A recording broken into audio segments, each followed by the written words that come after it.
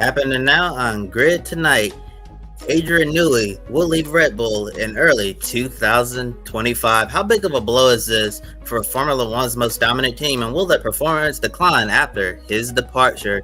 David Malukas is officially out of Arrow McLaren. Was his ouster justified, or is McLaren just becoming just as cold-hearted as Red Bull?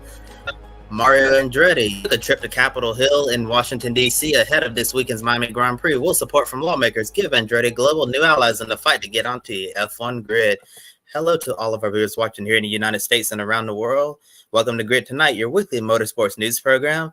I'm Kobe Lambert, and with me are Joshua Birch and Matt White from Grid Endurance Performance Index. We encourage everyone to comment in the chat, ask questions, and support us through Super Chat. And Josh, before I throw it to you for our top story this evening, Adam Limerick in the chat has brought up a great pointer. It said 30 years ago on this day, Ayrton Senna passed away. And a question he poses to all of us: do you have any favorite memories from his career? And how you can start it with you, Josh, and then Matt, and then I'll say. Without a doubt, especially with being there for the past couple of weeks and walking the track at Donington Park, European Grand Prix 1993, qualified poorly, had a horrible weekend. It rained on Sunday. And let me tell you, having been there now in similar, what I got told by Steve Ryder was similar conditions as to what it was in 1993, where it was absolutely drenched and you're literally covered from head to toe in water and it's miserable, you're cold. For him to go and throw it up from fifth to first by the end of the hairpin was unbelievable. And walking that track a couple of weeks ago on Instagram Live, it's now on the YouTube page, it goes straight into your mind, first of all, how much of a talent he was in wet weather conditions. And just add to that as well about Roland Ratzenberger, who was 30 years ago yesterday as well, of course, and that ridiculous weekend at Imola in the San Marino Grand Prix, which has, for the better, thankfully, changed Formula One and pushed it in a more safety-driven way. Yeah, I was going to bring this up at the end of Hots and Knots, but I guess we'll do it off the top as it's a special anniversary. Hello, everybody. What a weekend that was. And you reminded a little bit today with things that we've seen on social media, and I did a little post earlier. Barrichello's crash on the Friday, still one of the most miraculous escapes I think we've ever seen. Ratzenberger Saturday, Ayrton Sunday, the crash off the start line, fans injured over a wheel that flew into the crowd. There was a Minardi mechanic that got injured after Michele Alboreto lost a wheel in the pit stop as well. Just all the things conspired against Formula One that weekend to have it be absolutely terrible. And thankfully, we'll never see the like of that. Well, let's hope, cross fingers and touch wood, that we'll not see anything quite like that again in Formula One or in other motorsport. Favourite Senna memory? The onboard lap of Monaco that we often get goes around on social media. Well, I think that's from 88, isn't it, or 89? That does the rounds, is just spellbinding watch viewing. 93, you say, Josh, was good. That 94, I'll bring it up. We'll talk about 93 again in Hots and Knots later, but sure, even though it didn't win the championship. Just amazing that it's 30 years ago. I was 8 when that happened. I still remember it, and it's a lot of water under lots of bridges, but everyone still remembers Ayrton on this tragic anniversary. Yeah, for sure, Matt. And unfortunately, I wasn't alive to see Ayrton Senna race live. I really wish I was, because, seeing what he was able to accomplish in his motorsports career was just so incredible. I don't necessarily have a favorite memory of Ayrton Senna, but I do say he's certainly not just one of the best Formula One drivers ever, one of the best race car drivers of any discipline in the history of motorsports. Whenever you're talking to drivers about some of their idols and all of that, many of them will mention Ayrton Senna, and it doesn't matter if it's Formula One, IndyCar, NASCAR, or another discipline. I always say Senna is one of the drivers that I looked up to, and unfortunately, when tragic situations like this happen, like you're saying, Josh, unfortunately, you need a tragedy, to make advancements in safety, and because what happened to Roland and Senna, the sport was able to improve safety, so other drivers don't have to go through such a horrible fate. And on this day, definitely taking some time to remember Ayrton Senna for that horrible tragedy that happened 30 years ago. Absolutely, and we will continue with that because the man who designed that very car that Senna raced in 1994, of course, was Adrian Newey, who designed that Williams. Went on to win several championship, of course, with Williams under Frank Williams, and then moved over to McLaren and then moved over to Red Bull, because it's our top story this evening. Because after rumours of his departure intensified in recent weeks, it was confirmed early this morning that Red Bull Racing Chief Technical Officer Adrian Newey will depart the team in the first quarter of 2025. Now, the legendary car designer will step back from Formula One design duties to focus on the final development and delivery of Red Bull's first hypercar, the RB17. Now, you might be thinking, why the RB17? That's because they never did have an RB17. They had an RB16B in 2021 and then went straight with the new 2022 regulations to the RB18. The RB17 was designated for the hypercar. Now, since joining Red Bull in 2006, Newey has played a significant role in Red Bull's successful reach to the top of the pinnacle of motorsport. He helped the team secure 7 Drivers' World Championship, 6 Constructors' Championship, including 118 race wins and 101 pole positions. Now, Newey will look for his next adventure. Many F1 teams will surely be interested in adding one of the most brilliant minds in motorsport. The photo courtesy there of Red Bull Racing. Kobe and Matt are with me to talk about this evening as well. Kobe, starting with you, is Newey's departure from Red Bull sort of the beginning of the end of their dominant run in F1? And where do you think he will land next? Yeah, like you're saying, Josh, we've been hearing rumors that Adrian Newey would depart Red Bull in recent weeks, and now it is here, and now that is official. I'm just thinking, wow, this is such a significant departure from Red Bull, because Adrian Newey often gets a lot of credit for all the unique car designs he's done with Red Bull over the years, and without Adrian Newey, we probably don't see Red Bull go on these big run and win all these races and championships and pole positions. Adrian Newey, like you said, is one of the most brilliant minds, not just in Formula One, one of the most brilliant minds in motorsports. I think this is a significant loss for Red Bull.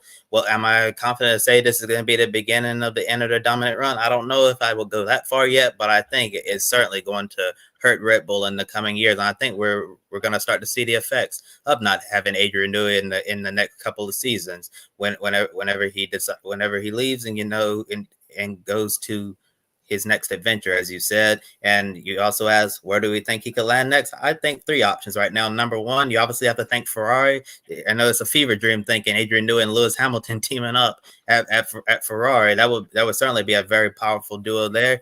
And then my second option, maybe go to Aston Martin, considering, the past relationship with Red Bull and Aston Martin as well. And then third option might be something that may shock people, but how about Andretti Global if they get onto the Formula One grid? I know we'll talk a little bit about Andretti later on in our show, but Mario Andretti was at the U.S. Capitol today, and he was asked by a reporter, to respond to the Adrian Newey news and if he would be interested in signing Adrian Newey to Andretti Global's F1 expert. Mario smiled and told NBC, yes, 100%. So I say stay tuned there. If Andretti's able to get Adrian Newey to join their team, how could Formula One possibly say no with everything else that they've done to get there? But I'll save that for our discussion later on.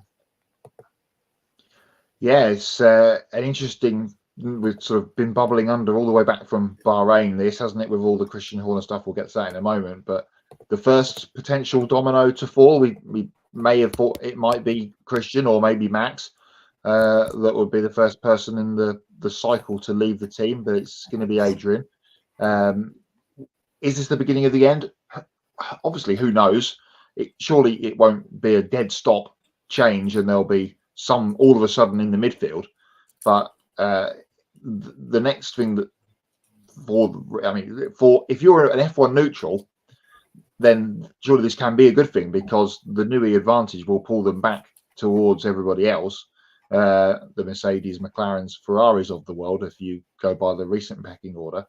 What will they do next is the next question. Who will they get? Because if you kind of go back in history, maybe 5 or 6 years, he had the little team underneath him in the Red Bull design offices, and they have all left and flown the nest and gone to pastures new. So be interesting to see what they do in the coming years, who they replace him with, and what will the cars be like, and etc.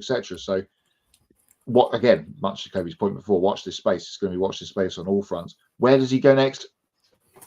I don't know. He has expressed that interest of working with Fernando, and we know that Alonso's staying on a couple more years now with Aston Martin, not too far up the road, straight up the A5 from Milton Keynes to Silverstone. So it wouldn't be too much of a different journey in to work for Adrian. Or does he get on the plane and go to Italy and spend his days drawing by the beach a Ferrari car for Lewis Hamilton to try and win an 8th World Championship, and then they can both ride off into the sunset? Or does he just take his pen and paper and pack up and not come back?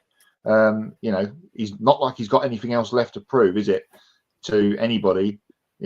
More world championships won than any driver or team as a single entity. So two questions really coming out of all of this really is, what do Red Bull do next, and how quickly will they get their ducks in a row, and what does Adrian do? I kind of feel like I think this might be it for him. He's already said in a part of this announcement that he's not going to be going to all the races, and hasn't been for the last few years, and that will obviously tail off even more now.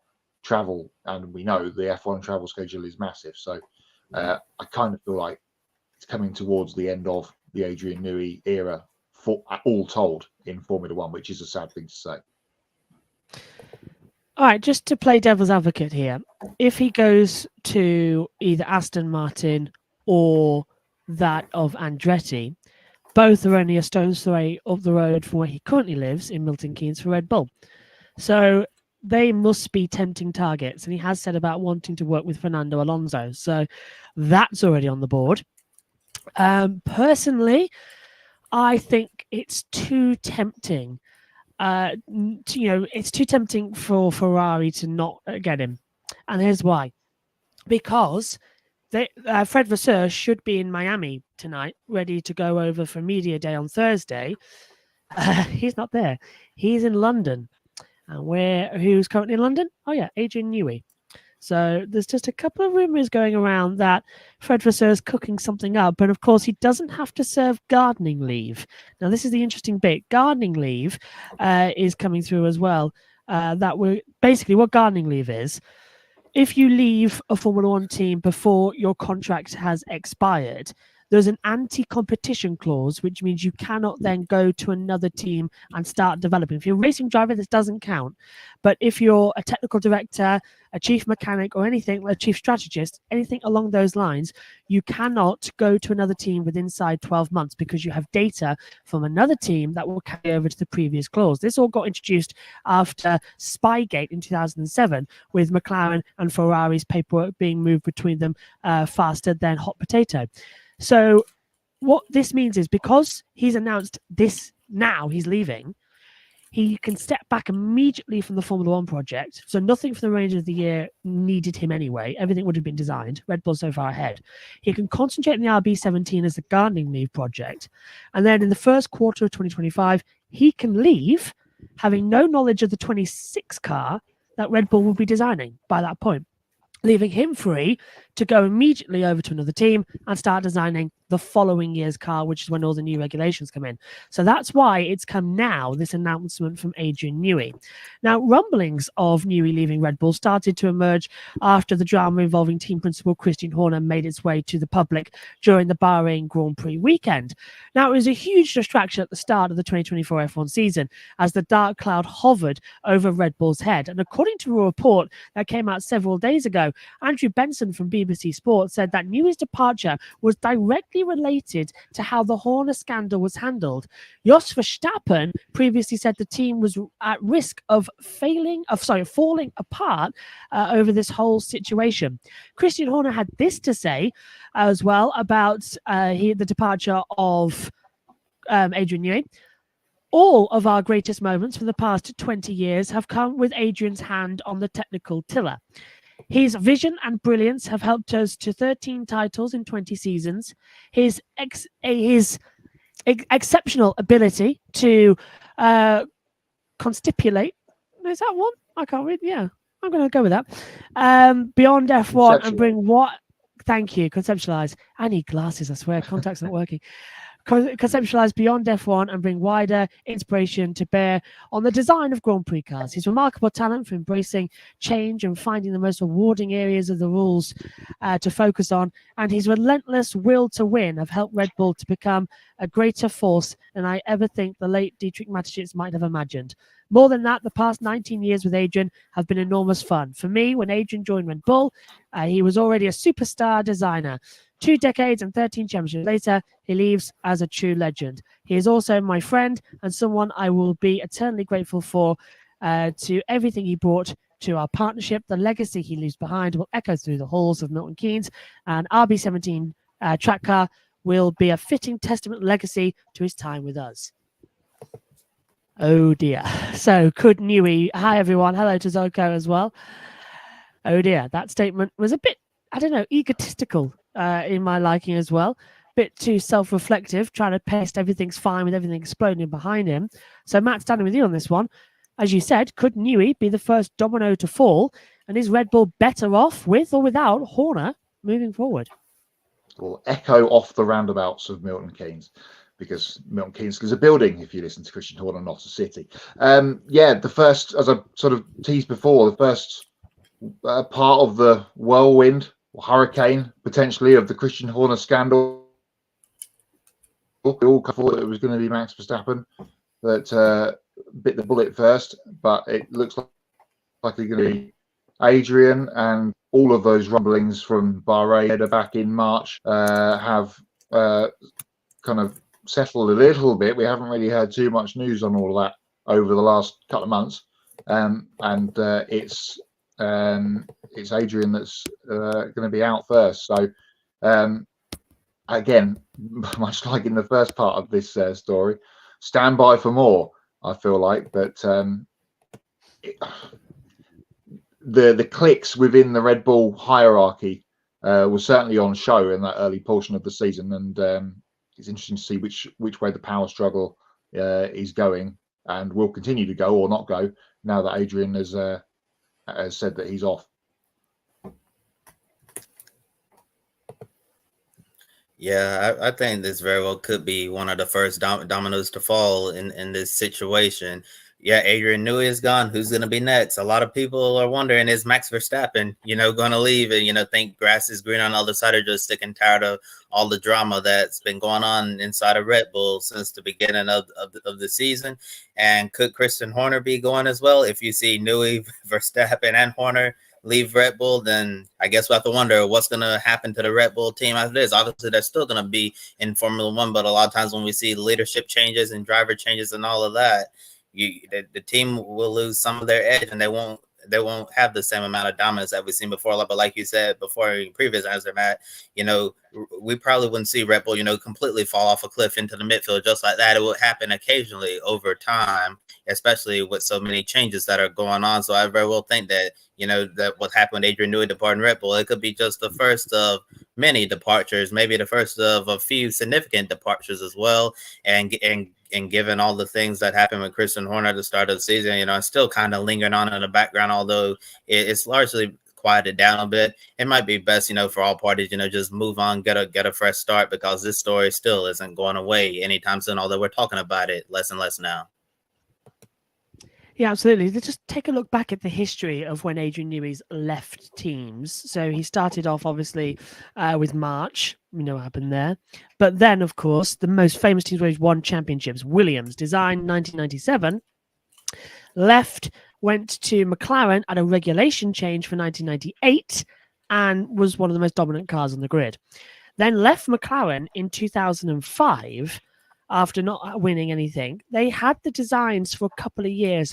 They just elevated and made small tweaks as the regulations went on to Newey's original concept. Won the championship in 2008, of course.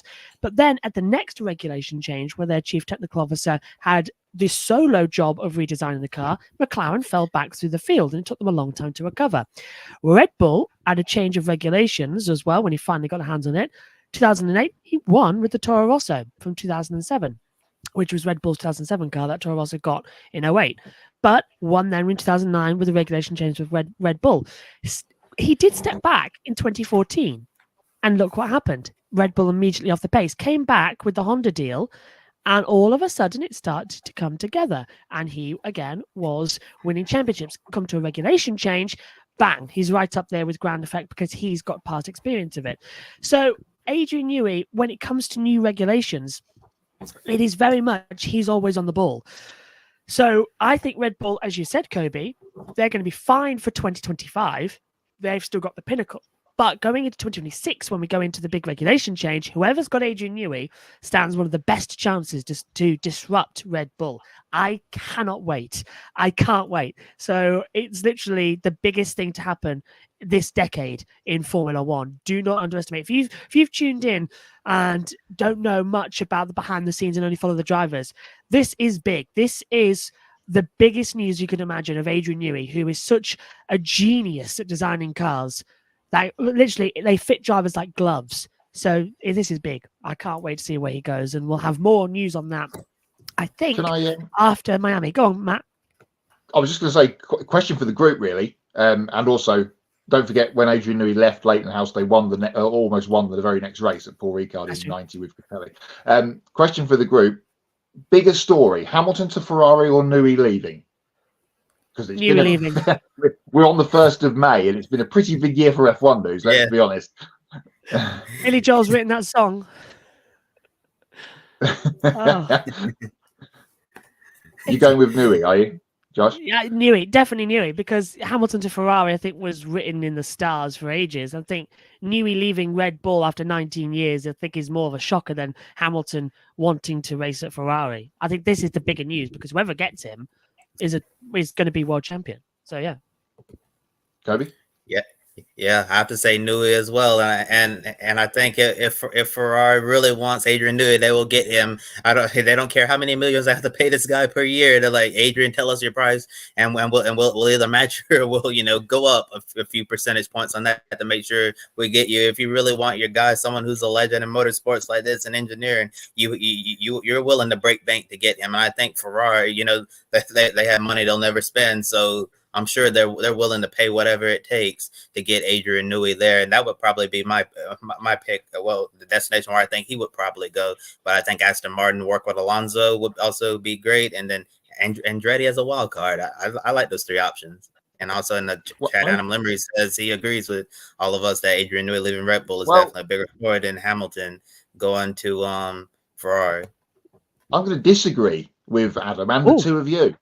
Oh, really? It doesn't happen often on this show, but we're not at agreement on something. I think Lewis going to Ferrari is a bigger story because Adrian is 66, and it doesn't matter how much money you give him. At some point, he's just going to go, I've had enough. I've had enough of a pencil in my hand and a whiteboard or whatever.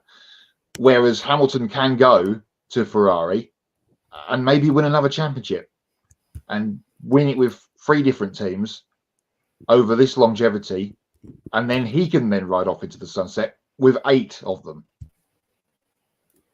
I think it's got the potential to be a bigger story. Just trying to think the last driver to win a championship in 3 different cars. It must have been Fangio. Must have been Fangio. He did it in 4, didn't he? So yeah, he must be the only one. Schumacher did it in 2. Vettel did it in 1. Hamilton 2. Senna 1. 2. Prost, Williams, and McLaren. Yeah. So I think he genuinely is. Yeah. Wow. So it could be the first one since Fangio. That was when Fangio was just passing around. That'd be a massive story. That's why I think it's Ferrari. That's why I think it is new to Ferrari. There's just so much writing on the wall. Ben says, I'm with Matt. I always thought Lewis would retire with Mercedes and the Ferrari rumors were just wishful thinking. Didn't expect it to actually happen. We actually did an emergency show, didn't we, the night it got announced? Yeah, we did. Yeah. So, I don't know. That came out the blue. This has been on the wall. So, for shock value, Hamilton announcing he was leaving, yes. But for practicality, it's this one. Well, we'll say this. Do you want to come back next week when Max Verstappen's announced he's driving for Mercedes? Yeah? We'll be here. Yeah, that'll be another major story. If Newey goes to Aston Martin, he'll make Lance Stroll world champion F1. See, I'm sorry, that's not going to happen.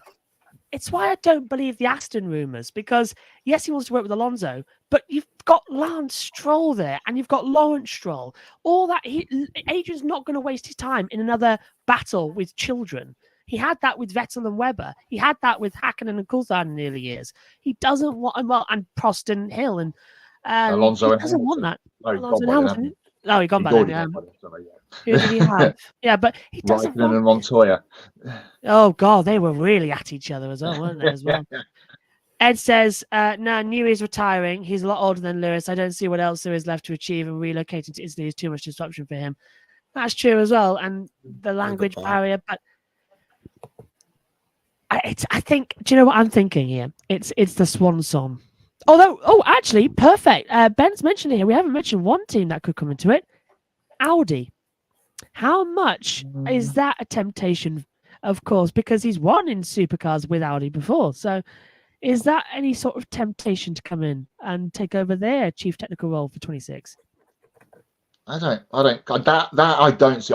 I'd more see, and I hadn't even thought about it until Kobe mentioned it at the top there, of him going to team up with Michael and Mario. I think that's more likely than him going to Germany, to be honest.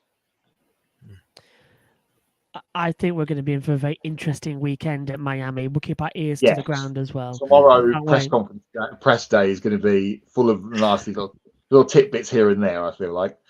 Oh, I tell you what, I've had enough of media centres for the past couple of weeks as well, especially after freezing at Donington. I've still not dried out. I've got a cold. If you're wondering why, by the way, I'm not reading things correctly, it's because my eyes, I've had to put these on because I have caught a cold from Donington. Just a touch one. Okay, moving on to our second story of the evening. Now, on last week's episode of Grid Tonight, we discussed the possibility of David Malukas losing his IndyCar seat before getting to drive a single race for his new team. Now, rumours were swirling around the paddock and in the media, but we finally have an official answer now. After Malukas went dark on his social media pages on Sunday night, we received a press release from Arrow McLaren early on Monday morning announcing the team released him from his contract. Now, Malukas signed with the team last September and hoped to prove himself at a top team after taking the number 6 Chevrolet that was supposed to be Alex Palou's seat as well. The photo taken by Joe Sabinski from Penske Entertainment. Now, David Malukas has released a statement saying, "The past 3 months have been challenging. I felt privileged to have had the opportunity to drive for Arrow McLaren and regret that it never materialized. I would have loved to have continued representing the team and its partners going forward. They have been good and I appreciate all they have done for me. I've done everything possible to speed up the rehab process, treatments, physiotherapy, strength training, but my recovery has taken longer than anticipated.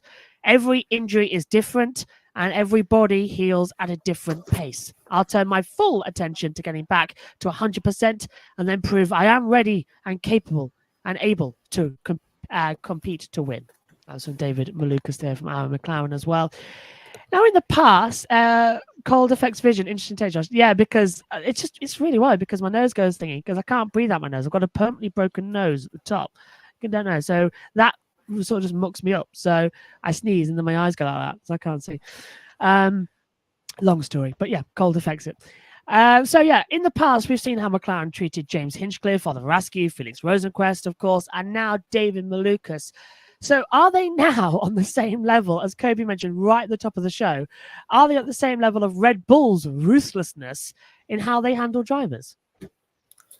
I don't know if I say they're on the same level as Red Bull yet, but I say if there's a step under Red Bull, they might just be knocking on the door. It's just been really crazy to see how McLaren has treated its IndyCar drivers in recent years. You mentioned starting with James Hinchcliffe. He got let go very late in the offseason, when all of the competitive rides were taken, and Hinchcliffe, had to try to scramble and find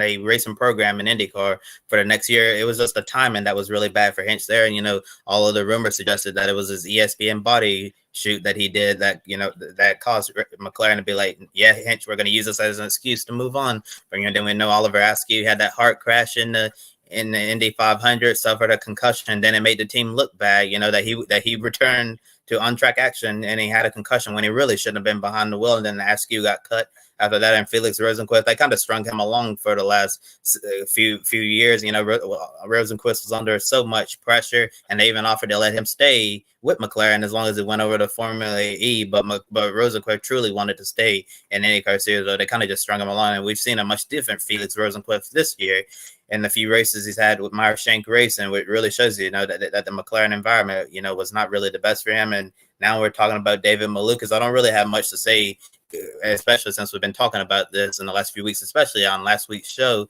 But it's super unfortunate what happened to David Malukas. But like I said last week, this is a business, and McLaren had to do what they felt was best for the business. It doesn't make it right, for say, but this is what they felt like they had to do to move forward. And I really hate this for David Malukas, because I really feel like that he could have really turned some heads in this ride, one of the top teams in IndyCar, but now we won't ever get to see him drive a McLaren. I just hope moving forward that he'll be able to get back on the IndyCar grid when he's fully healthy, and we can potentially see what he can do with another team, and maybe he'll have another shot to drive for another top team in the NTT IndyCar series. But it's definitely been quite ruthless how McLaren has treated their IndyCar drivers. But at the same time, when looking at David Malukas, he still has to, take some accountability for his actions as well. If he wasn't, riding that mountain bike, this would have never happened. But at the same time, you can't put drivers on a bubble and tell them, what they can and can't do. They have to be allowed to live their lives as well. Although I know some racing team owners have put things in drivers' contract, like stuff they can't do or all that. Like, for example, some drivers can't race sprint cars during the season or whatever, because you don't want them to suffer an injury, and then you miss time at your day job and all of that. It's just a really tough, complicated situation when you come to those situations as well. And Adam Limmery said he feels sorry for David Malukas, said he couldn't drive one lap for Arrow McLaren. Yeah, really tough break. You sign a contract with an iconic brand like McLaren and not able to even drive one single lap under competition for that team. Yeah, not much more to add, Kobe, to what you've said, really. It is from looking at it from the outside worldly view of it, it is a big shame for David, because we all kind of thought potentially this was his big chance to become an IndyCar series winner. Proved over the last couple of years what speed he has, especially on the ovals. I know Matthew Owens, who he's watching tonight, was very high on the chances of him getting a great result at the 500. First mention of that in May on the show. And it just hasn't come to pass. And you look like he was going to slide in there with a big team with two good experienced teammates with Rossi and O'Ward alongside him. And for him not to even get a lap in a competitive session for the team, it's just unfortunate. Let's hope this isn't the end of what was potentially a rising star in the series chance of showing really what he had to do, or could do, should I say, in a really good piece of equipment. Yes, and Arrow McLaren says they are finalizing its driver lineup for the number 6 Chevrolet for the rest of the 2024 Entity IndyCar season, and will make an announcement at a later date. Now, so far, we've seen Callum Milot and Theo Pourchaire share the ride, but both drivers have several conflicting schedules throughout the season. Ilott is currently competing full-time in the FIA World Endurance Championship, and when looking at the WEC schedule, the Spa round conflicts with the IMS road course, Sao Paulo conflicts with the Iowa doubleheader, Kota conflicts with Milwaukee, and Fuji conflicts with Nashville, the season finale. Meanwhile, looking at Pourchaire's Super Formula schedule, Autopolis conflicts with the Indy 500 qualifying, Sergo conflicts with Laguna Seca, Fuji conflicts with Toronto, and Motegi conflicts with Portland as well. Now, Ilott and Pourchaire could share the car for the majority of the remaining races, but McLaren may have to add another driver into the mix. There's always the possibility that McLaren could buy out Ilott or Pourchaire's contracts overseas to have their focus on IndyCar. Meanwhile, the future remains uncertain for David Malukas. there's still no clear timeline for his return to competition, and losing his seat before getting to drive for McLaren is a tough punch to the gut. Now, according to Nathan Brown from the Indy Star, McLaren moved on from Malukas after 4 races because it triggered a clause in his contract, and the longer they waited meant the possibility of going to court over false promise is better to cut ties sooner rather than later. Maybe a reunion with Dale Coyne Racing could be in the cards later in the season when he's healthy. The number 51 Honda still has more races available. His dad's team, HMD Motorsports, has explored the idea of starting an IndyCar team in the past, but something like that wouldn't materialize during this current season as well. So, Matt, starting with you on this one, do you see Arrow McLaren buying out any contracts or adding a veteran driver to the number 6 Chevrolet? And what do you think best path for Lucas to return to IndyCar? Well, it's interesting. You mentioned all the scheduling conflicts there between the 2 guys that have shared the ride so far, Callum Ilott and Teo Pourchaire. We know that I think Ilott has unfinished business in IndyCar with what happened at Juncos last year. Pourchaire still has his sights set on Formula One. I kind of feel like that might be a bridge too far potentially for him. And we talked about the Formula One driver market plenty over the last couple of weeks, and will do so coming up over the next couple of months, I'm sure.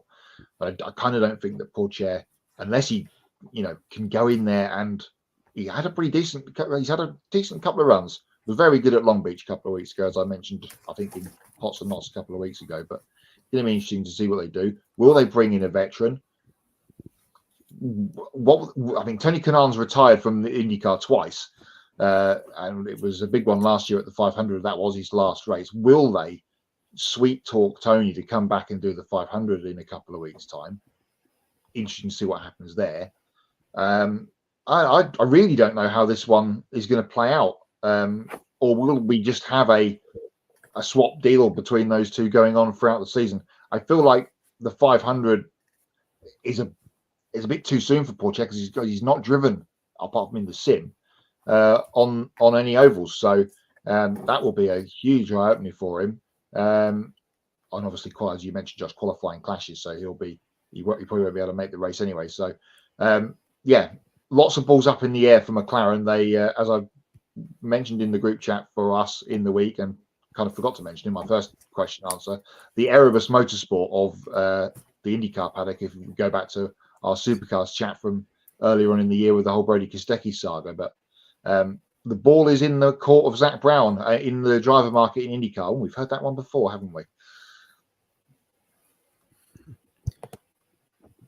Yeah, Josh, you mentioned the possibility of going to court or false promises has been the reason why, they decided to move on from David Malukas, given how everything's been going with McLaren in the last year or so with driver contracts and all of that. I think they kind of want to break from being in the courtroom. So from that perspective, I totally understand wanting to move on, because we've heard enough about McLaren's Zach Brown, legal dramas, especially from the Alex Palou saga and all of that. So I think McLaren's like, we've seen enough of courtrooms in the last year. We don't need to prolong our time standing in front of a judge and all of that. But yeah, Matt, I'd agree with you. It's definitely quite a tricky situation here. It's going to be interesting to see what Arrow McLaren decides to do here. And Zuka says that rumor has it that the number 6 car will be Callum Ilott for the Indy 500. Yeah, I've also heard those rumors as well, especially since Ilott did the open test with Arrow McLaren in that number 6 car, and Callum Ilott had a really good run last year in the Indy 500. So it would not surprise me if he ends up getting to run in the greatest spectacle in racing in just several weeks' time. And in terms of buying out contracts, I think it really comes down to what the team wants to do and what the driver's other team wants to do. Would Joda Sport be willing to make a deal with McLaren to let Callum Ilott go from his WC duties to focus on IndyCar?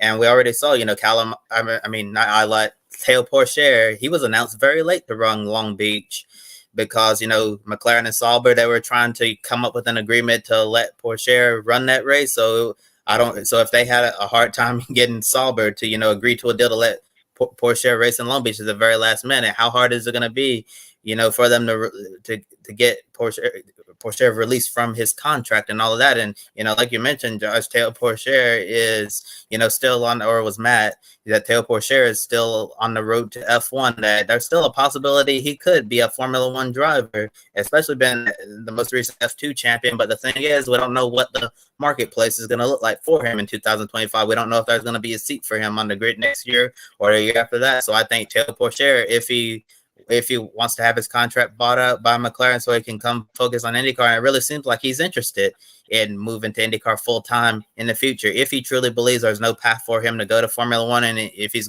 enjoying his time in IndyCar, I say why not, especially since it's the very first race of the Super Formula season. Did not go well for Théo Pourchaire, so he's way down in the standings right now after that first race weekend. So if he wanted to, try out the rest of this year, see if he likes IndyCar, why not, especially if you think that Formula One is not going to be in the cars at all. And I think if they wanted to add a veteran driver to the lineup, you obviously have the likes of Connor Daly and Ryan Hunter-Reay out there. So those could be some great veteran options if they wanted to add one to the mix there. And in regards to David Malukas, I'm not really sure what's going to happen there. I think a return to Delcoin Racing would probably be his best bet, especially if he gets sealed up and there's some races available later in the year. I think that would be great. But I also think some other teams could be interested in Malukas as well, because I still believe that he has the potential to be a star in the IndyCar series in the making. Yeah, McLaren spent so much time in the courtroom over the past 18 months. Zach Brown's ringtone is Beethoven 5th. Now, for those of you who don't get that joke, Judge Judy's theme tune is Beethoven's 5th. So if you don't know Judge Judy and you don't know Beethoven's 5th, where the hell have you been? Because everyone watches Judge Judy. Boys, back me up here. Judge Judy? Yes? No? No, I've got a day job. I've seen Judge Judy in the past, but I haven't watched it in a very long time. I don't like. Does it still come on TV, or is it just reruns? Yeah, I think it's reruns. She does new ones now. I think on Amazon, but it's reruns mainly. But hey, sorry, I Still work a more people lot watching on my it than laptop. watching IndyCar. Zing. That that's getting clipped. Right, moving on. Moving on quickly as well, because our hot topic for this evening as well, and it certainly is a hot topic because days before the Miami Grand Prix, Mario Andretti has made a surprise trip to Capitol Hill in Washington, D.C. to meet with a bipartisan yeah. bipartisan group of lawmakers from the House of Representatives. I'm a British person. I don't know American politics. Why am I giving this one? So I apologize to everybody watching if I butcher your fantastic Senate.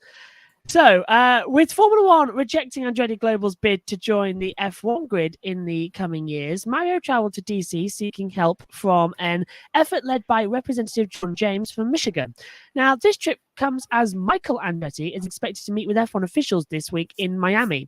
Now, according to congressional reporter Benjamin S. Wes from Cortege News, in a letter written by lawmakers to Liberty Media CEO Gregory Maffei, it's suggested that the company might have violated U.S. antitrust law by enforcing unreasonable restraints on market competition. Now, Congressman James opened the door for the possibility of getting Liberty Media executives to testify in front of the House Judiciary Committee to answer questions if Andretti and Cadillac aren't approved. But he really hopes it doesn't come to that. Am I doing okay, Kobe? Yes, you are. Excellent. Don't want to make a mistake here because it's very much off topic. Now, Congresswoman Victoria Sparks, as well, from Indiana, added that it would be in F1's interest to improve Andretti's bid. They suggest that they should be encouraged them to join, not trying to make it more difficult. A link to this article is in the video description and a photo of Representative John James' office as well. Now let's take a look at this letter written by lawmakers directly to Liberty Media, posted by Benjamin S. West on X. Now, it reads, Dear Mr. Maffei, we write to express our concerns with apparent anti-competition actions that could prevent two American companies, Andretti Global and General Motors, brackets GM, close brackets, comma, from producing and competing in Formula One. This partnership, which includes GM and the thousands of its workers who we represent, would showcase exceptional American engineering and design skills, including the production of the only American-built and designed engine (brackets power unit) close brackets in Formula One.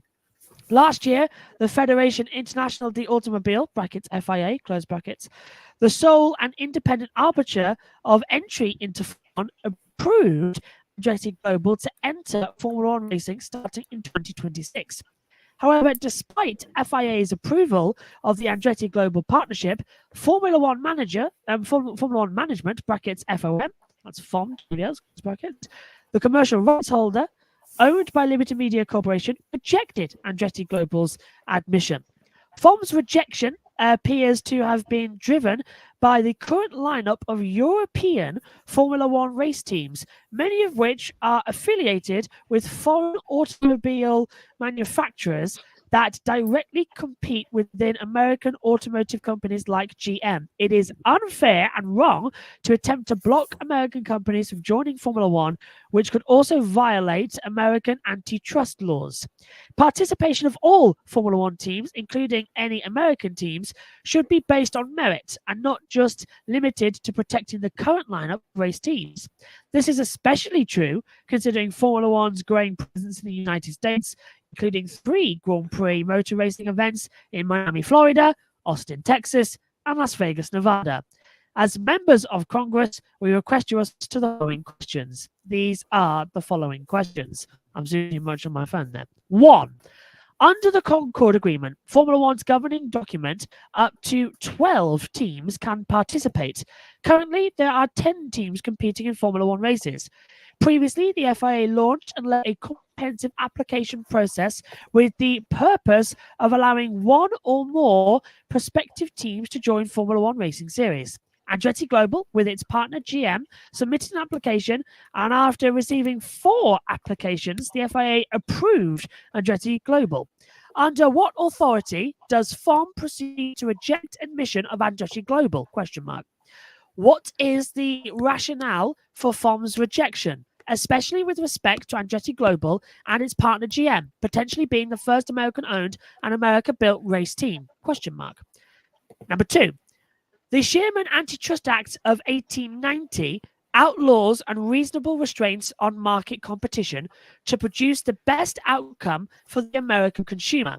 How does FOM's denial of Andretti Global and GM, American-owned companies, square with Sherman Act requirements, since the decision will benefit incumbent racing teams and their foreign automobile manufacturing affiliates?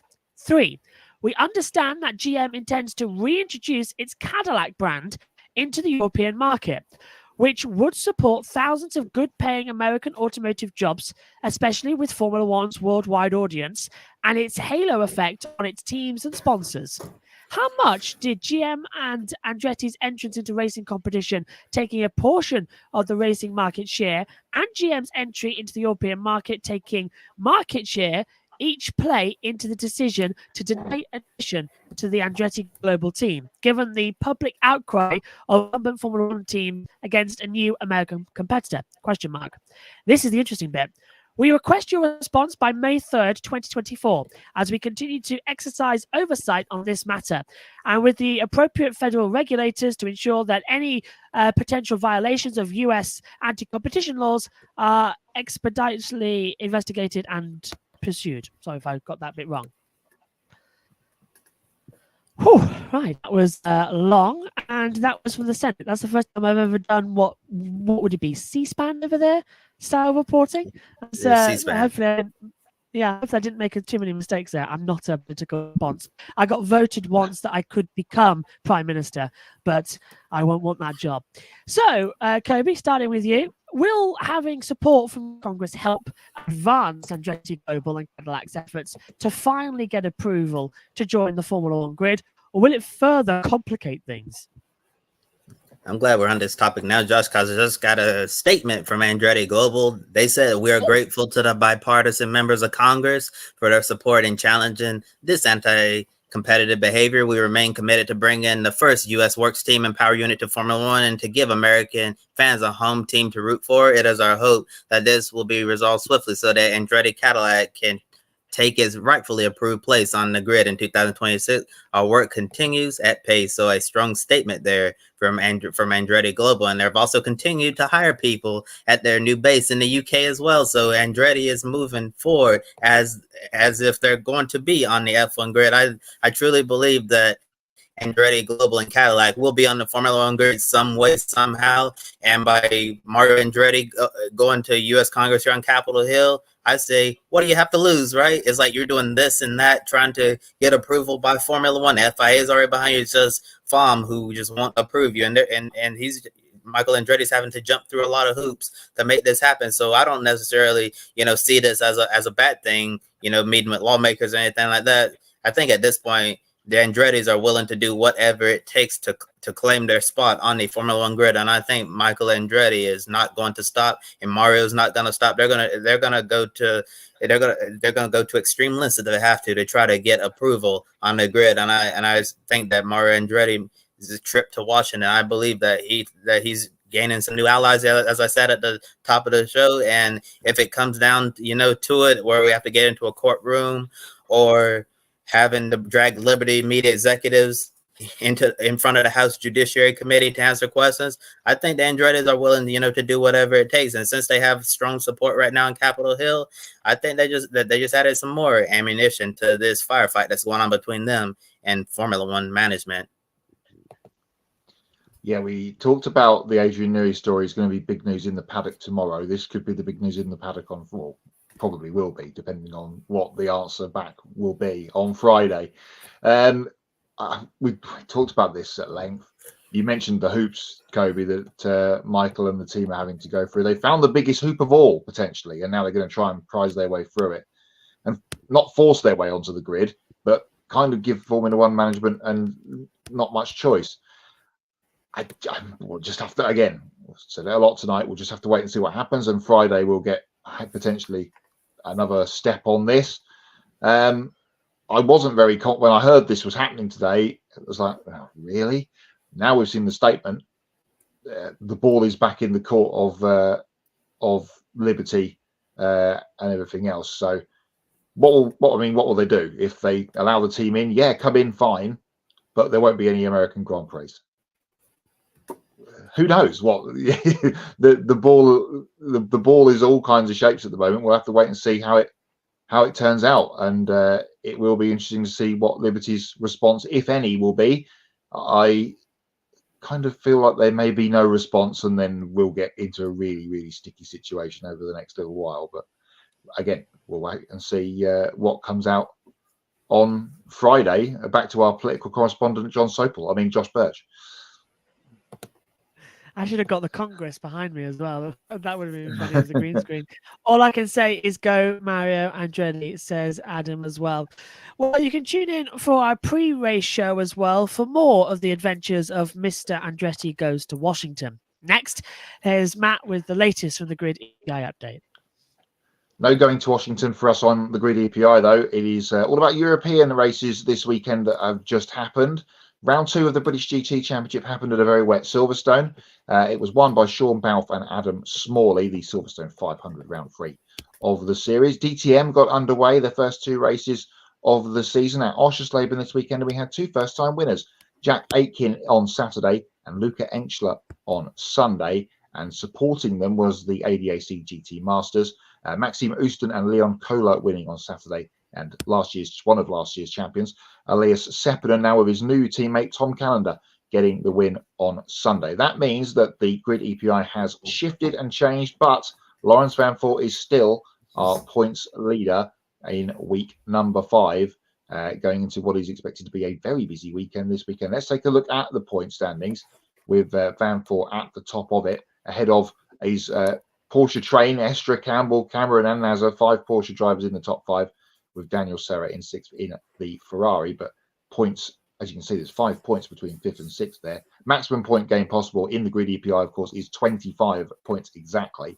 So we have still a long way to go, and a couple of World Endurance Championship races on the horizon, of course, with Spa and then Le Mans. One big absentee from the top 10 this week is the Turk, Arçan Guban, who was in the DTM races at the weekend but failed to get any points on the board to his name. And he slips from, I think he was 7th off the top of my head, down to 27th in the order this week. Week 6 of the Good Endurance Performance Index actually starts in a few hours' time because it's Golden Week in Japan, and their traditional Super GT race on a Thursday is at Fuji, as it always is, and that starts in about 7 hours' time. So if you're at a loose end in 7 hours' time, if you're watching live, you can watch a Super GT race from Fuji. Over the weekend, the second round of the European Le Mans Series is at Paul Ricard. Brands Hatch hosts the GT World Challenge Europe Sprint Cup first round weekend. And hopefully we've got no track delays this week and coming for GT World Challenge USA. They're at Sebring. Hopefully the concrete runways will stand up to the test of GT3 cars, unlike what happened at Sonoma a couple of weeks ago. That's the EPI update for this week. All of those winners and an updated point score on the show. Next week now it's back to Kobe, who has many news stories from a very busy week. Thanks, Matt. Time for some more motorsports news from around the world. And starting with Connor Zillage, he's adding 3 NASCAR Craftsman Truck Series races to his schedule this year. In the number 7, Spire Motorsports Chevrolet was previously announced that Zillage would make his debut at Circuit of America, where he got a top 5 plus additional races at Talladega and at Homestead, where Spire will support him in another entry. Since Connor Mosack is driving the number 7 Chevrolet in that race, now Zillage will add 3 short tracks to his schedule at Richmond, Bristol, and Martinsville. He recently won the ARCA Menard Series race at Dover last weekend, adding to his diverse list of race wins in 2024. The ARCA Dover win joins his other victories in the Rolex 24 at Daytona, 12 Hours of Sebring, Trans Am TA2 at Sebring, and Cars Tour at Hickory Motor Speedway, graphic courtesy of Spire Motorsports. Flow Racing has acquired the exclusive rights to broadcast the 57th running of the Snowball Derby. Super Late Model Racing's premier crown jewel race will be streamed live on Flow Racing and extensively featured across Flow Racing social media accounts in the lead up to the race. Five Flags Speedway in Pensacola, Florida also announced that it's increasing the winner's purse to a record $50,000, while the Snowball Derby will be shown on Flow Racing this year. Racing America will continue to broadcast regular season events at Five Flags Speedway. This includes promoting, covering, and supporting the track throughout the year. The 57th Snowball Derby will stream live from December 4th through 8th, graphic courtesy of Flow Racing. Nico Hulkenberg will leave Haas F1 at the end of 2024 season and switch to the stake F1 team Kick Sauber next year. Hulkenberg signed a multi-year deal with the team, and in 2026, he'll become an Audi F1 driver. The team said, given Hulkenberg's experience of competing in over 200 Formula One Grand Prix races, he'll be an important building block for the continuing successful development of the team, as he'll be closely involved with getting Audi's first Formula One car ready for the 2026 season.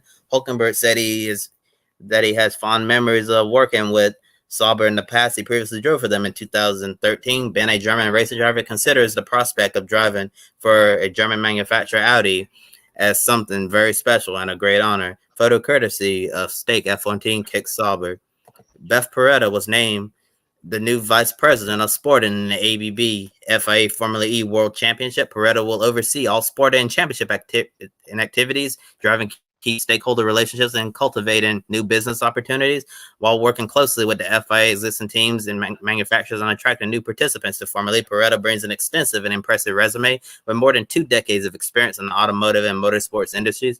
She's well known for her efforts as a trailblazer for gender equality in racing through Peretta Autosports' Indy 500 program, becoming the first woman to lead a performance brand and motorsport for a global automaker. She previously served as the director of marketing and operations for SRT. Peretta says she's thrilled to join Formula E and excited to continue her advocacy for gender diversity within the industry under Formula E's progressive platform. In the past, Grid Network interviewed Peretta right here on Grid Tonight. Link to that interview in the video description below.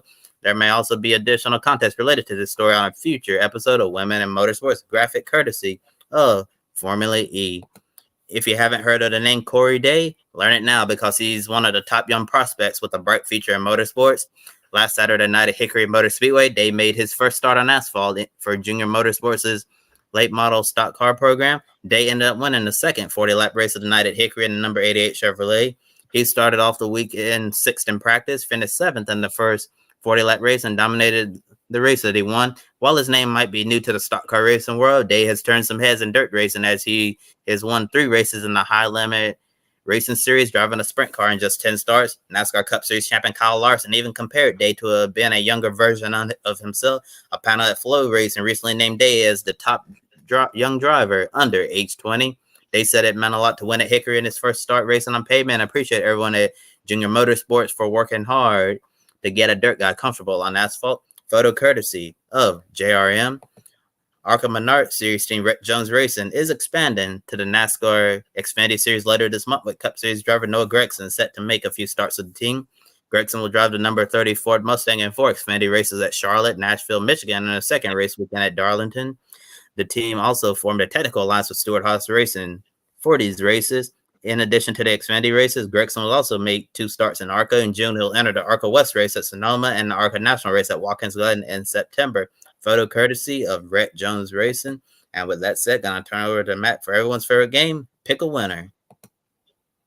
Yes, and we've talked much about the Miami Grand Prix, which is coming up this weekend. We've got the sprint race again this weekend, a second sprint in a row. Before we get to our picks, there is the point standings for pick a winner. If you have not got your name on the board, there's still plenty of chances to do so. Still 150 points or so on offer between now and the end of the season. Matt B has got to the lead on his own now. He's pulled one clear of Ben Schneider over the weekend. Kobe is 4th, I am 6th, and Josh is 10th. So we're all inside the top 10 on the pick a winner leaderboard for your talking heads on the Good Tonight show. Let's get into our picks then for the Miami sprint race. There you go. The winner standings now goes to 2 pages. So excellent to see some new people jumping on there. And of course, if you do get a correct answer over the weekend and you're not on the board yet, you'll get a bonus as well. Miami then, Grand Prix weekend, F1 sprint race on Saturday. Max Verstappen, just by chance. Yeah, this is getting quite predictable, isn't it? Yeah, I have to say Max Verstappen. Josh, we're going to make this unanimous. Da, da, da, da. Yeah, it's Max Verstappen. It's got to be. I mean, even Adam agreeing, it's just unbeatable what he is around this track. And he came from 10th last year, blasted past Perez. Now he got 2 qualifyings and a dry track, and that RB 20 is just unbeatable. So yeah, it's going to be Max, unless it rains, but it's Miami. How's going to do that? It won't rain in Miami. So that's and the Grand Prix and the Kansas Cup race are the pick a winner races. Yes, Ben. Max Verstappen. Potentially he'll surely be everybody's pick this weekend. So plenty of pick a winner opportunities again this weekend. Taylor Swift is going to be in Miami this weekend, we hear, and also there's going to be a Grand Prix. Time for Hots and Nots from a busy weekend that was. Josh, I know, is still in catch-up mode after being at Donington on Sunday, which obviously was a hot for you. Oh, yeah. Apart from it being extremely cold. I went down for the Sunday. I got set down, and yeah, as I was saying, Max as well. How to describe it to you, Matthew? Have you ever stood in the shower with all your clothes on? That was not recently. What it was like. No, but that was basically what it was like for about 6 hours, and it really was about 6 hours. We got there about 8 a.m. and we got there at 8 a.m. Racing was cancelled until 10 with track inspections. I stupidly didn't go to the media centre because I wanted to know what was what. So I went up and down the paddock a couple of times, got absolutely drenched. My back is drenched. A headset has blown from it all. So wasn't the best, but it did dry up. And we had 3 fantastic races. And exactly what I told you, those BMWs had a fantastic start off the line. But enough about the racing. Racing was great, and seeing it from the commentary box as well, because I was on the gantry and then I was in the box for one of the sport races. But let me tell you something. The whole paddock is the most friendly paddock I've ever been in. They are fantastic. And I don't know if you guys saw the Jade Edwards bit as well. She finished and crashed my interview by literally jumping into Aidan Moffat and apologised. But they're so nice. And Steve Ryder had his birthday and the ITV team, I think, on started surprising with the cake. They then did it again at the end of the day, and he came out and cut it up, and we all sang happy birthday. And he said, "Oh, go on then," and gave me a slice of cake after a very wet day. So that was a very special moment for me. I spoke to David Addison live on air, and then ran into him at the end of the commentary box. Paul O'Neill knows who I am by name. I was very surprised. End of race 1, I was adjusting from a headset to a handheld mic to go do the podium interviews. Up to go to commentary box next race. He goes, "Hi Josh, how you doing?" He shakes my hand and says, "Yeah, I'm doing good. I'll try and catch up with you later." He said, "Yeah, I'll be around in the studio and all that lot." So I kept bumping into each other several times during the day. Media Centre is one of the most friendly and warmest places, let me tell you. Dried out there for a couple of hours. And Richard John Neal, who is the Support Series commentator as well. Lovely guy, very welcoming. I had about a 20-30 minute chat with him. Nice. There was between race 2 and race 3. We stood on the balcony at the top of the media centre, and I was having a sausage roll and a tango, and we were talking about all the stories and everything. And Addison's doing all 10 races this year. He doesn't get a crack in the main box, but also he told me his Murray story about how I can see him good because I said because she was here for the Hots and Knots. She's seen more the weekend than me. Just kneel down there in front of me, and here's your earpiece. Put that in your ear. Right. Yeah. Come here. So he told me. So he told me about the Murray Walker story, and it was basically him at Brands Hatch when he was working with Motors TV, and he stopped his producer and said, "Could you just say this link for Motors TV?" And Murray went, "And up next on Motors TV, it's Richard Neal with what was it? Rallycross. That was it." And then he walked off. So he was like, "Could you do it again?" But with some enthusiasm, the producer asked, and he was mortified, Richard John Neal. And following up with him at Knock Hill, where he's told me to tell him Vicky Butler Henderson story. So that was a tease as well to go forward. Yeah, so I'm looking forward to that. Tom Ingram, I seem to be his lucky charm. Sorry, Megs, I'll make sure you get a bit of a movie. Because he got pole, won the first 2 races, and I talked to him every time. At the end of the day, I walked past him again, and I said, "See you, Tom." He says, "Bye, JB." So I was like, "Thank you." Spoke with Mark again, like an old friend. It was insane how quickly I was integrated into that paddock, and it's one of the strangest feelings I've ever had. And basically adopted him. Yes, they have. Megan, the commentary box, what do you make of it watching it? Because you've actually seen more of the weekend than I have. I was standing and shouting. I have. I thought it was a good start to the season, certainly. And the fact that we may have got a repeat winner twice, but we did get that variety throughout the races. And everyone seemed quite surprised that Tom Ingram was actually able to win twice. The nappers were nowhere throughout the weekend. They were absolutely nowhere. I don't know anything that happened throughout the entire weekend because I wasn't. I know Georgia fell off, poor dear, in the IndyCar, but that's all I've seen. And I didn't do the Formula either, but we did do the MotoGP sprint. We're doing the MotoGP race tomorrow morning. Or was it afternoon? Afternoon, I think. Yeah, that's when we're commentating on the race. So I haven't seen it. I think you know some of it. I know who wins and who does not make it through the race. Oh, it's Matt Frozen. That's all right. Now we've got a little bit of a connection issue going on, but we'll power through. Before we move on to MotoGP, which was going to be my hot, quickly touring cars. I wasn't surprised that Ingram, Sutton, and Hill are here, and everybody else is here at the moment. It's staggering how fast those 3 are compared to the rest of the field. A not quickly from touring cars, apart from the weather, was Tim Hybrid Harvey, every hybrid other word hybrid in the commentary, which was just it certainly seemed to be in race 3 to me. And I know we talked about it a couple of weeks ago. The hybrid now is more than it was last year, and it shows. Goodness me, does it show when those cars are on hybrid against the cars that aren't on hybrid? It's like they've got the boost button a proper, Mario Kart boost going on. It's was a little bit silly, I thought, but we'll see how that pans out throughout the season. Have you got any knots from the weekend? We're doing hots and knots. So what was your not good part of the weekend? I think I know where it is coming from. Is it technical, lady? Yeah, basically we had a massive technical failure in the commentary box, which meant that Megan had to do technical work and got it all wrong. Are you now taking lessons? Do you know why I got it all wrong?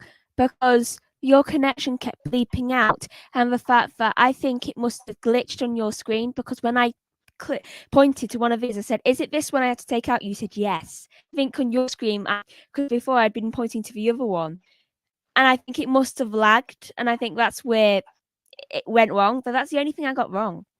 I thought it was quite good, and Megan was the reason I went trackside. She sent me and helped me, so thank you, Megan.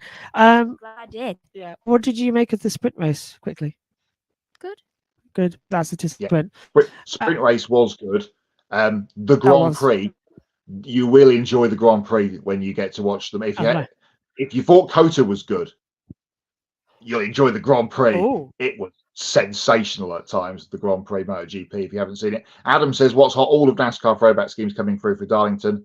And I guess your coverage of, and ITV's coverage, of course, of the British Touring Car Opener at Donington. I cannot wait to watch Part Alpine, our owner Patrick Mahomes, not win for once, says Ben, the weekend. His second TV appearance, because he was on Raw on Monday night for wrestling too. Although on a second thought, I probably won't be watching to begin with. Yes, because of course the Miami Grand Prix clashes with the Kansas Cup race. Hot MotoGP, but also not MotoGP. I've got MotoGP knots. One, actually, I'll hold one back because it will spoil part of the race for you. I'll take my headset. I'll take my earphone out. No, it's fine. I can't hear. They can't count. They massively overcounted the figure of the attendance over the weekend by over 100,000 people and got it massively wrong. Big egg on face moment for Dorna. Yeah, they've done Silverstone counting at Jerez, to use a phrase that's been doing around the MotoGP. And the TV direction again at times, we talked about it after the back of Cota, was terrible. And my other knot from the weekend, and I used the Obama shrugging gif on X/Twitter this week. I don't care if Formula E had 197 overtakes. I really do not care. Not interested in that at all, because it's all staged and Formula E is getting really silly. Yeah, that was at Monaco as well, by the way. Monaco with that many overtakes. It's all because of it was a peloton race, so they all didn't want to leave because of battery management. Monaco. Yeah. I've just been watching Mazzano on catch up, and the fact that people were forcing their way through and pushing people off the track to overtake and then slowing down. It's not racing, is it? No. Any of them crash? No, I don't think I've so. not watched I caught the end of that race. None of them crashed. If this was F1, Charles will be in the wall. Yeah, I that would be the case. I've got so much to catch up on, so this is not the best week. That's why Megan's here as well. My last knot is a slightly personal, but also you mentioned it before. I've had a run-in with a Georgina. That didn't go well for me. It did go well for Scott McLaughlin, though. That's true. I did see. All right, I presume. But yeah, I haven't seen the car race. I haven't seen the IndyCar race. I haven't seen the NASCAR race. I haven't seen all the Formula E race. I haven't seen any of the MotoGP races, and that's all coming tomorrow. So we've got a very welcome to my world. Yeah, and we were supposed to do MotoGP trackside live, but because the touring cars got so delayed, we had to miss it. We were trackside. So, and we just haven't had time. Didn't get back until Monday night, and then it was a mess. And I had to do my assessment, and your birthday. It was a mess because it was my birthday, and I refuse to let anyone do anything on my birthday unless it's actually a race day. Yeah. So I got sort of banned. So we're massively behind. So that's airing, I think, tomorrow night on my channel with the IndyCar, which was live on the second channel. That's premiering with Jackson and Josh T. And then NASCAR's premiering with Matthew and Seth. I think Friday morning is when we're on with Moto3 and Moto2 MotoGP. So it's just a mess. Honestly, we're back to normal this weekend, kinda, because here's my last knot, mate. We got blocked again by Donna. Oh yes, I saw. Yeah. So that wasn't great. Too. Yeah, literally. Yeah, they usually literally checked through it all, just like there's nothing wrong with this video. So we get it back on Saturday or Sunday, so we're having a split weekend. But it's Miami. We're pretty much okay with that. Yes. Anyway, but USRN will cover the JV Motorsports NASCAR coverage at the weekend. I'm back in the box with Matt and Seth at Kansas. Looking forward to it. We are live for that on the main channel as well. So that's gonna be fun. So I think Let's put right up actually as well. Megan, I need the full screens. Goodbye. Bye-bye. Thank you for joining. Just stay to the side because I'm not feeling 100%. So just go over there. Push it out the green screen. Okay, let's check in. Let's check in with our upcoming schedule here as well. Saturday, the Grid Live pre-race, that's at 10 a.m. Eastern. That's 1 hour before the Miami sprint race as well. We've moved the times just a little bit to avoid that. Sunday, Grid Live wrap up at 90 minutes after the NASCAR Cup Series race at Kansas. And Monday, Grid Live encore recapping the ARCA and truck races also at Kansas. Please do continue to subscribe to our YouTube channel. Thank you for helping reach the milestone of 1,000 subscribers. We're now on the road to 2,000 subscribers, and you can hit the icon to get notifications for when we go on the air, and you can follow all of our social media platforms and visit gridranking.com. You can also take 5 minutes to invest in the Grid Network through Patreon. You can join Colin, Mark, Deshelle, Robin, David, and Matthew, who invest each month in the Grid Network, and we encourage you to join these fine folks who keep us on the air. And once we hit $500 per month, we can start sending our team to cover more races and continue expanding our coverage. Link to all of that is in the video description. Already this season, I've been to Donington twice, and Jackson has been to both Thermal and to Long Beach. That's all with your help. And Joe will be in Portland soon as well for all the NASCAR, Formula and Indy cars. If you want to do a one-time donation, you can click on the Buy Me a Coffee link, and you can get your name on the board as well and invest as much as you want. And you consider buying a specific on-air personality cup of coffee, and they will thank you on the air. You can also support us by donating during our live streams through Super Chat as well. So for Kobe Lambeth, who pops back in, there he is. Hello, Kobe. For Kobe Lambeth and Matt White for Grid Endurance Performance Index as well. She's not looking. Well, it's the good pick goodbye. So I'm Joshua Birch. She's Megan Birch. Thanks for watching. We'll see you next time. Bye-bye.